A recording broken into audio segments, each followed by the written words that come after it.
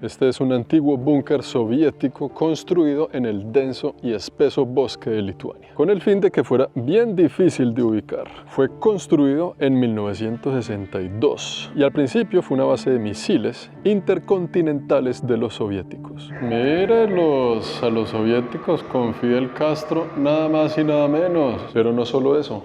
El mundo se prepara porque sabe que la próxima guerra será nuclear y saben que hay que invertirle a eso para no quedarse atrás o viene el enemigo y venga para acá. Así se preparaban en aquel entonces en caso de que a alguien se le corriera la teja y mandara una bomba nuclear para algún lado. Y estas eran puertas llamadas las puertas antiexplosivo. ¡Wow!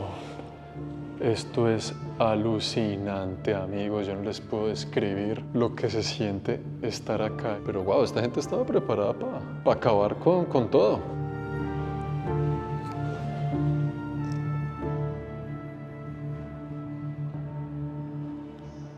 Creo que este video va a estar interesante.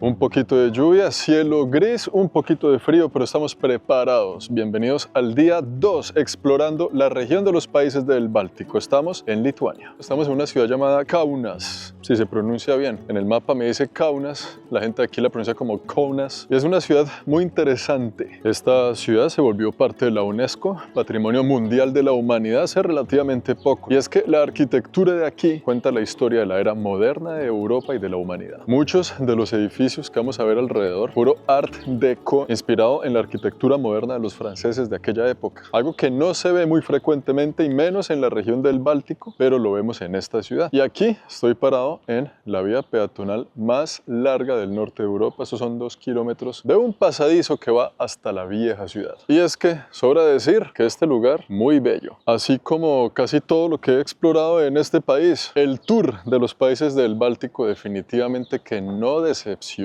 Así como lo vimos en el video anterior, que se los dejo aquí por si no lo han pillado, es una región del mundo muy interesante y lo que nos falta todavía por descubrir. Así que espero que se abrochen los cinturones porque el día de hoy nos espera una gran aventura. Esto era una ciudad de tránsito y todavía hoy en día lo sigue siendo, pero entre guerras se volvió un punto muy estratégico, ya que estamos casi que en el centro del país. Y en ese momento hubo un auge donde todo esto, que en su mayoría era puro potrero, de repente se construyeron más de 11.000 edificios, de los cuales miles de ellos todavía siguen de pie. Y una vaina rara, compadre, que sucede por aquí en esta tierra es que a mí me parece que hay una extraña fascinación por el inframundo, por el mismísimo Lucifer. Aquí a unas cuadras queda el Museo de Satanás, el Museo del Diablo. E inclusive anoche que llegué seleccionando un hotel así aleatorio, el que tenía habitación disponible, confirma mis sospechas. Esta es la habitación del hotel por dentro, normal, pero con una linda vista de la ciudad. Vea eso. Aquí está el río, este paisaje, nubes grises, un poquito de lluvia, se siente caer. El hotel también tiene esta sección allá, que es como una casita aparte,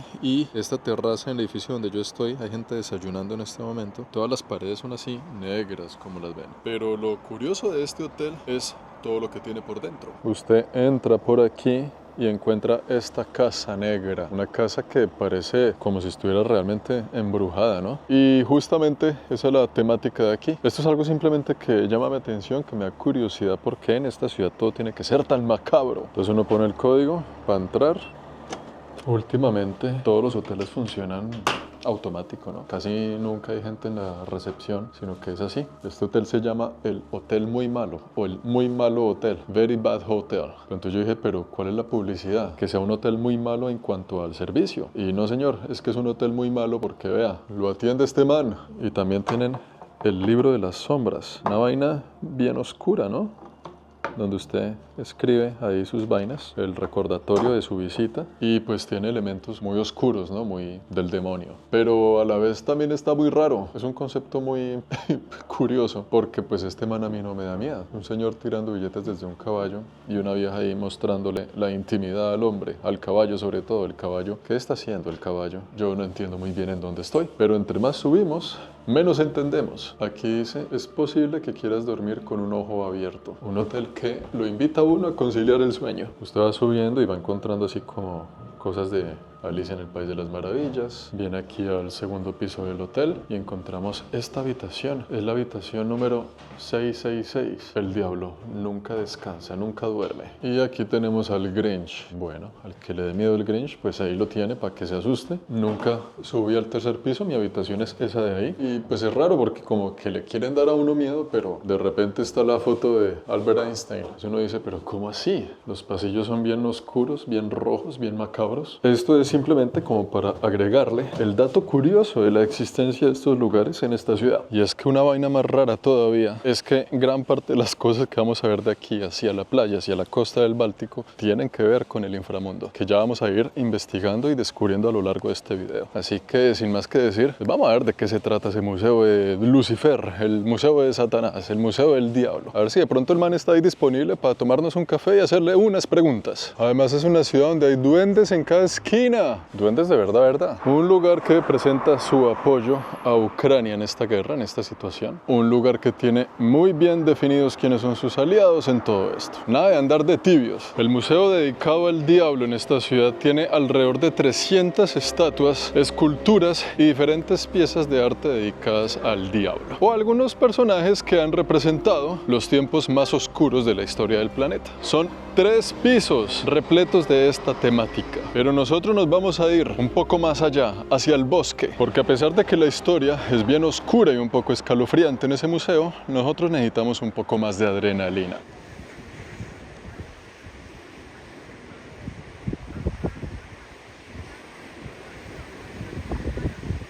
Ese fue el atardecer de ayer, uno de los atardeceres más bonitos de toda esta aventura. Y es que estamos en un lugar muy especial, como se pueden dar cuenta. Vea esto. Esto de aquí es un parque nacional de Lituania llamado el Istmo de Curlandia. El Istmo de Curlandia es una delgada franja de tierra que separa la laguna de Curlandia del mar Báltico. Pero si nos ponemos a ver en el mapa, se darán cuenta que realmente es una línea de tierra muy delgadita, de más o menos unos 90 kilómetros, la cual comparten Lituania y Rusia. Sí, señor, Rusia es el país más grande del mundo, pero a su vez es uno de los más pequeños del mundo. Aquí nomás a unos kilómetros también está Rusia, pero si nos vamos para allá, también está Rusia. Quiere decir que hay un pequeño fragmento de tierra que pertenece a Rusia y que se encuentra justo entre países de la Unión Europea, frontera con Polonia, frontera con Lituania, y ese pedacito de tierra pues queda aquí nomás. El Istmo de Curlandia es una formación de arena completamente natural gracias a los vientos. Es 100% natural. El hombre ha intervenido en la conservación de este lugar. Ha sembrado algunos pinos para también conservar la formación de arena, la cual nos regala una de las playas más bonitas que hay en el planeta Tierra, que es una de las que vamos a conocer en este mismo instante. Y miren este caminito en madera, muy bonito, ya se ve la arena, ya se siente lo que nos espera. 7:30 de la mañana, así como nos gusta a nosotros las cosas, sin gente, desocupado, madrugando. Entonces usted viene por aquí, cuando de repente ante sus ojos se despliega el mar Báltico y sus tantos kilómetros de arena. Esta playa que va hasta la mismísima Rusia, o el pedacito de Rusia atrapada en la Unión Europea, y hasta el recorrido que va hacia el norte de la misma Lituania. Kilómetros y kilómetros de una de las playas más bonitas que yo haya tenido la oportunidad de conocer. Vamos a bajar por la escalera, vamos a tocar su arena, vamos a tocar sus aguas. Además que este lugar es súper especial, casi no viene de turismo por acá, o sea, sí viene, pero es muy controlado y muy pequeño, ya que para venir aquí hay que tomar un ferry, y además del ferry hay que pagar un peaje como de 30 euros adicionales a los 25 del ferry. Entonces no es que todo el mundo venga aquí para un día y devolverse, no, usted viene aquí es para pasar varios días de un golpe. Pero miren estas playas, razón por la cual hay un señor ahí y yo, y se acabó. Y ahí está el Báltico, amigos, mucho gusto, querido Báltico, hace tanto quería conocerte. Vamos a ver qué tal la calidad de las arenas, que esto parecen dunas, porque miren esta arena, miren esa calidad, esto es fino, fino, fino, esta arenita así delgadita. Y es que un poquito más allá también vamos a conocer que gracias a esta formación de arena, a este istmo, hay unas dunas que llegan a los 60 metros de altura, unas dunas que no son del desierto, que son del istmo. Habráse visto semejante cosa. Vamos a ir a verlas, no sin antes tocar estas seguramente heladas aguas del Báltico. Vamos a ver, mi querido Báltico, sorpréndeme con tu temperatura. Esta agua debe ser helada, hermano. Venga para acá, acércate tú a mí, porque si yo me acerco a ti me vas a mojar los pies, yo te conozco. Está tímido, vamos a acercarnos un poquito más. Y es que miren el color del agua, es increíble. Y la arena, esto es demasiado bonito. Ay, fue madre, venga a ver. Ay, vea que sí está fría, pero pensé que iba a ser más frío todavía. Canadá me ha entrenado bien con el frío. Y con las aguas del Báltico aún chorreando por mi mano, es oficial, hemos tocado el Báltico. La vida es bella, amigos míos. Anoten este sitio para que cuando tengan la oportunidad de venir a este continente conozcan sitios especiales e increíbles. Sin duda, este parque completo es uno de ellos. Vamos a conocer las dunas y un lugarcito bastante curioso en el camino.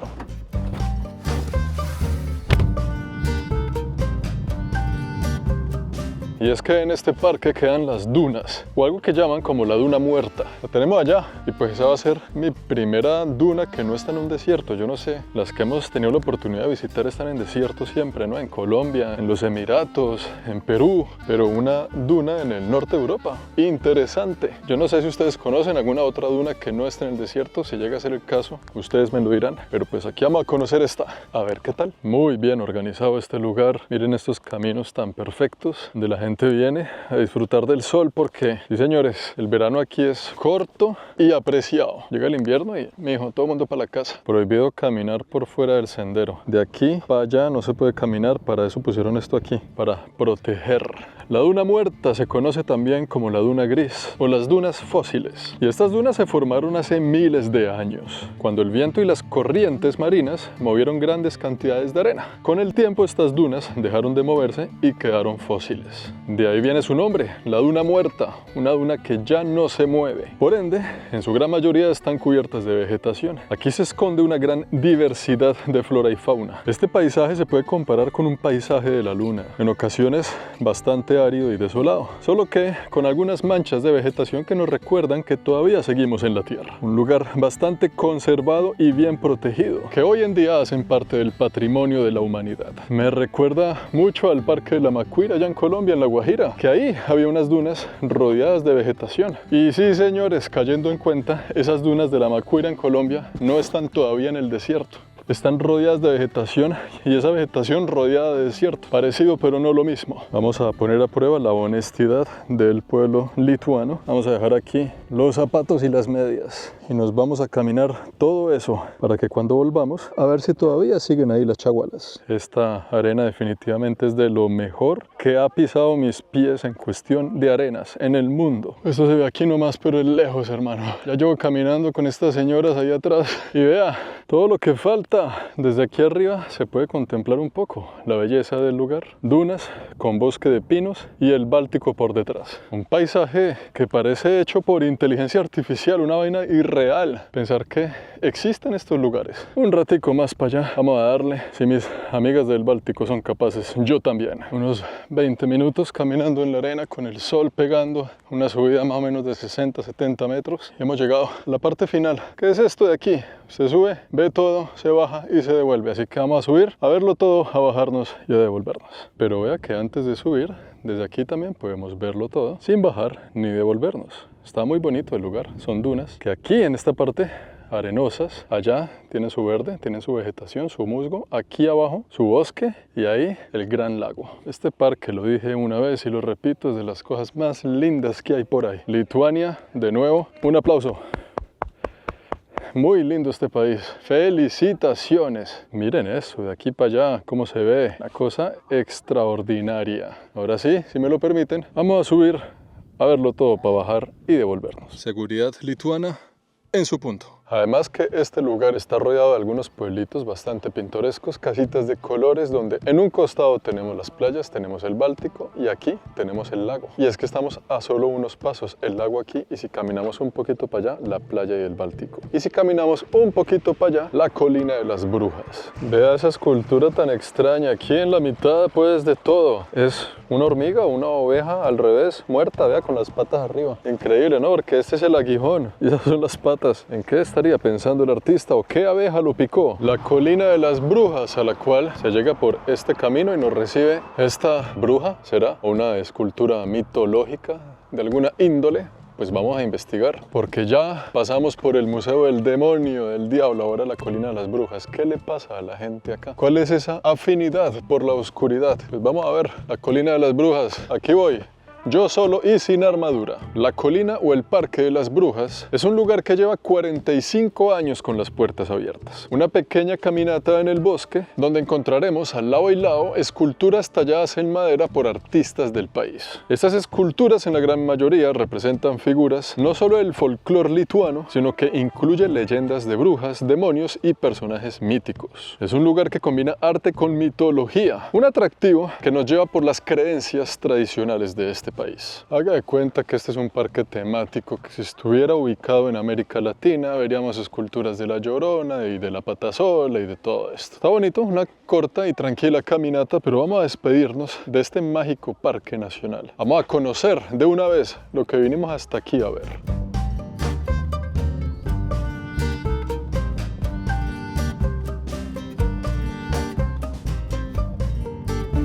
Después de 2 horas y media de estar en las carreteras, saliendo de las playas y este parque nacional, hemos llegado aquí al lugar que quería tanto yo venir a conocer. Vea, los tenemos de frente, o más bien, los tenemos por debajo de nosotros, porque estos búnkers son subterráneos. Aquí podemos ver solo la cabecita de cada uno de ellos. Estos son búnkers soviéticos para inteligencia durante la Guerra Fría. Y todo lo que vamos a ver aquí, bajo tierra, es supremamente interesante. Todo este es el espacio verde, pero vamos a investigar metiéndonos bajo tierra, búnker subterráneos. Este es un antiguo búnker soviético construido en el denso y espeso bosque de Lituania, con el fin de que fuera bien difícil de ubicar. Fue construido en 1962 y al principio fue una base de misiles intercontinentales de los soviéticos. Se dice que aquí tenían misiles que eran capaces de llevar en ellos explosivos nucleares. Y qué loco, ¿no? Porque ahí tenemos otro de los techos importantes. Son varios, son como unos 5,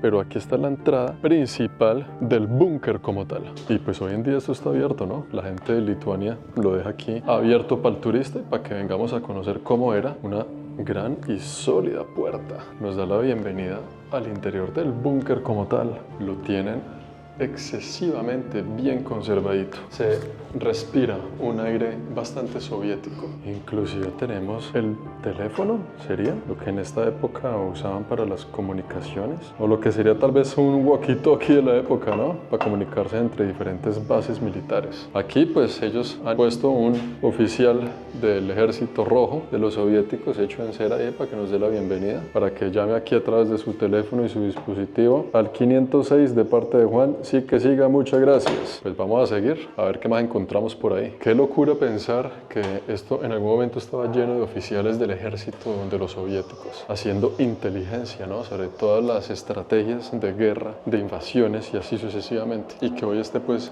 así de desocupado, ¿no? Mire a los soviéticos con Fidel Castro, nada más y nada menos, en los periódicos soviéticos de aquel momento, íntimos amigos. Pero pues usted sabe que hoy en día esto sigue ocurriendo, ¿no? Muchos lugares como estos, escondidos, bien profundo por allá, siguen siendo el escenario donde se fabrican armas. La pregunta del millón es, ¿cuántos de ellos a escondidas del resto del planeta? No lo sabemos. Y para los que se preguntan qué son esos techitos que se ven afuera en el césped, pues son esto, hermano. Vea esto. Estos son los techitos y lo que tenían por dentro. El hogar de múltiples misiles y armamento listos para la guerra. A esto se le llama un silo de misiles. Es un complejo de estrategia militar de los soviéticos. Y de eso justamente se trata el búnker que estamos visitando. Que si lo vemos por fuera, tiene inclusive hasta forma de tanque de guerra, ¿no? Pero no. Este es un silo, esto es un silo, otro silo y otro silo. Nosotros estamos aquí dentro en el centro de operaciones. De aquí salen los misiles. Hay mucho presupuesto para estas pendejadas. Y acá tenemos un mapa de Lituania en donde tenían bases con fines de armamento nuclear de los soviéticos alrededor de todo el país. Esto continúa por acá. Aquí tenemos ya un look mucho más real, ¿no? De lo que era este búnker. Es increíble estar aquí y se siente bastante fresco. Esta era el área de ventilación de los equipos. Tenían bien ventilado el asunto porque la mínima chispa aquí, hermano, y corra. Pero ¿por qué en ese entonces se hablaba tanto de armamento nuclear? ¿Por qué esa palabra estaba de moda en la Guerra Fría? Y pues la respuesta es muy sencilla. Hiroshima y Nagasaki, hermano. Con esas dos bombas que le tiraron los gringos a los japoneses, se acaba la Segunda Guerra Mundial. Pero no solo eso. El mundo se prepara porque sabe que la próxima guerra será nuclear y saben que hay que invertirle a eso para no quedarse atrás o viene el enemigo y venga para acá. Así de simple.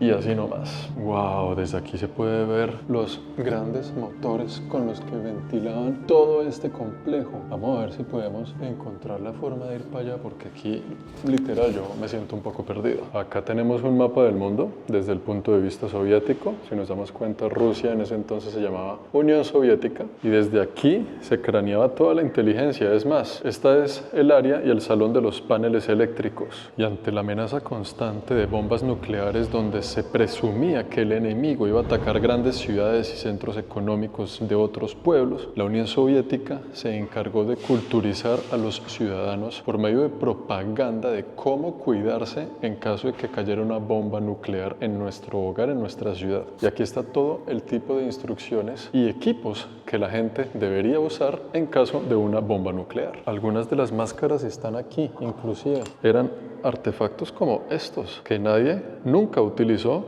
gracias a la vida, pero que aquí están para contar la historia. Así se preparaban en aquel entonces en caso de que a alguien se le corriera la teja y mandara una bomba nuclear para algún lado. Lo cual yo no sé qué es peor, si el daño psicológico de que año tras año le estén diciendo pilas pongas esa máscara porque nos van a destruir, o qué, porque si ya nos quedó claro que simplemente utilizar el tapabocas traumatizó a más de uno por ahí, imagínese en estos tiempos tener que usar estas máscaras y prepararse. ¿Qué hacer en caso de que nos ocurra lo de Hiroshima y Nagasaki? Tiempos bastante tensos se vivían en aquel entonces. Lo logramos, amigos, aquí está de frente, lo tenemos. Uno de los dos generadores de energía que tienen aquí se alimentaban con diésel y producían energía para todas las operaciones de este búnker, que pues no era cualquier cosita. ¿Y qué tenemos por acá? ¡Wow! Increíble. Esto se ve y se siente como si fuera el área donde almacenaban los misiles. Tal vez yo esté equivocado, pero así la siento yo. No hay ningún lado que me corrija ni que me diga lo contrario. Esto parece una película de acción, ¿no? Esto parece un escenario que solo se ve en Hollywood, pero es real. Y esto es viejo. Yo imagino cómo serán los búnker actuales donde todavía se siguen fabricando armas de todo tipo, ¿no? Aquí está la prueba de que los soviéticos estaban al mando de la situación. Tenemos allá algunas fotos de Stalin, de Lenin, lo mismo de siempre, ustedes ya saben cómo es. Y a la Lituania soviética con todos los monumentos y bases militares que tenían en aquel entonces. Este es sin duda uno de los lugares más increíbles en cuanto a la historia, ¿no? Que yo haya tenido la oportunidad de visitar. Además es que, vea, usted anda por ahí y lo puede descubrir. El Museo de la Guerra Fría en Lituania, por si le interesa este tipo de cosas, este es un buen lugar. Estos eran los pasadizos que se usaban para ir de un silo al otro. Cuando después de que el silo despejara su misil, los operarios podían pasar de un lado a otro por aquí, por estos túneles, sin salir a la superficie. Y estas eran puertas llamadas las puertas antiexplosivo, para que después de que se ejecutara alguna acción militar, pues se tuviera un poquito más de seguridad, ¿no? En cuanto a la gente que trabajaba en este tipo de lugares. Aquí estamos ya dentro del silo como tal. Y es una locura que me hace alucinar que podemos entrar a él. ¡Wow! Esto es alucinante, amigos. Yo no les puedo describir lo que se siente estar acá. Esto es el techo del silo, que sería esta parte superior, y aquí abajo, donde está esta malla, así de grande hasta allá al fondo, eran muchos de los misiles que se preparaban aquí. Yo no puedo creer que estemos aquí, y es que caminar entre estos pasadizos así nomás, un momento épico para la vida de este canal. Realmente es un momento épico. Qué locura el lugar. Estar en este tipo de lugares me hace caer en cuenta que la cosa es en serio, amigos. La cosa es en serio y no tenemos ni idea de cuánta más infraestructura hay en tantos países que están en el juego, ¿no? Esto es muy viejo, ¿no? Y tiene muchos años de haber sido construido. ¿Cómo serán las instalaciones modernas? Pero wow, esta gente estaba preparada para acabar con todo. Por esta escalera se sale del silo directamente a la parte de donde estábamos ahorita, donde comenzamos. Ahorita estábamos justo aquí, está la parte superior. Ahora sí, ya que conocimos todo lo que tiene esto por dentro, ahora nos queda un recorrido un poquito más para conocer otro lugar curioso de Lituania, pero con este ya yo creo que Lituania ha quedado ahí en el top de los lugares de Europa para conocer, no solo en cuanto a belleza natural, sino en cuanto a la historia del mundo. Increíble, qué lugar, wow. Sin palabras. Jesucristo, aquí voy. Se los dije.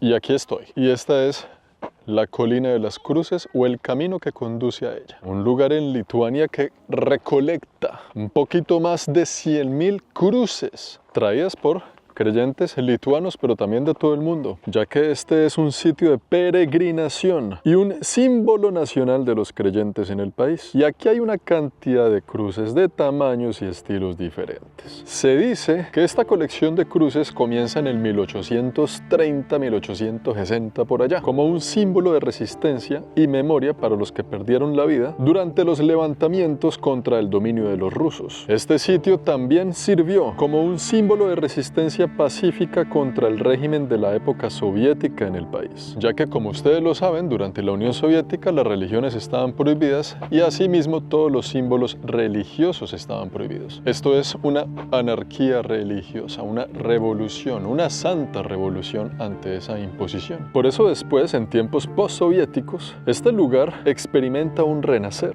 y se convierte entonces en un símbolo de la identidad nacional del pueblo de Lituania y de la libertad que recuperaron al lograr su independencia, en gran parte gracias también a la caída de la Unión Soviética. Y aquí está, la colección de cruces, tal vez seguramente una de las más grandes del mundo, si no la más. El asunto aquí es muy sencillo, venir a contemplar los miles de tipos de cruces diferentes que hay en todo su alrededor, inclusive gente que viene a dejar cruces todavía. Pero vea que le amarran la cruz a la cruz por encima de la cruz, como esta cruz amarilla que tiene un sinfín de escapularios por encima, ¿no? Aquí no vienen solo a visitar el sitio, sino también para rezar, reflexionar como una especie de templo y dejar cruces como muestra de su fe y devoción. Tanto así que el mismísimo Juan Pablo II, el Papa, vino aquí en los tiempos que era Papa y trajo su cruz y la dejó allá arriba. Vamos a ver si es fácil de encontrar la cruz de Juan Pablo II, el polaco más famoso de la fe. Y miren estas megacruces que hay aquí. Traer esto tuvo que haber sido tarea complicada, pero la han rellenado de más y más cruces alrededor. Una cosa alucinante, ¿eh? Yo creo que hay más de 100.000, seguro. Nomás en esta foto tiene que haber por ahí unas 2.000 cruces, contando todos los escapularios que hay alrededor de este Jesús que ya ni siquiera se le ve la cara. Y miren esta escalera que nos lleva a la cima de la colina, donde seguramente estará la cruz del Papa, la que dejó por ahí. Pero esa no fue la primera, ¿no? Esa fue simplemente una cruz que motivó a que más gente viniera con sus propias cruces, incrementando el número de cruces del lugar. Vamos hasta la cima y allá concluimos este recorrido. Una vez usted sube la colina, baja y sube otra colina. Déjà vu. Y usted se puede meter en cualquier pasadizo aquí entre las cruces, que inclusive hay cruces hechas con palitos de madera de alguna paleta, de algún niño o algo que hizo su cruz, la metió ahí y ahí quedó para siempre. No friegue, pero vea cómo le tienen ya el pescuezo a este Cristo que está cansado de tener tanto escapulario encima, no le cabe ni uno. Bueno, pues no encontramos la cruz del Papa, pero no importa. Me gusta este sitio, tiene mucho contexto histórico, un valor de rebeldía, de revolución, de libertad, de que aquí estamos y no nos dejamos. Un lugar que describe muy bien y que nos ayuda a conocer la idiosincrasia del pueblo de Lituania, que hemos recorrido y que aquí les dejé este par de videitos para que usted también lo conozca y que si alguna vez la vida lo trae por acá, ya sabe muy bien lo que tiene que hacer. Subimos, lo vemos todo, bajamos y ya tú sabes.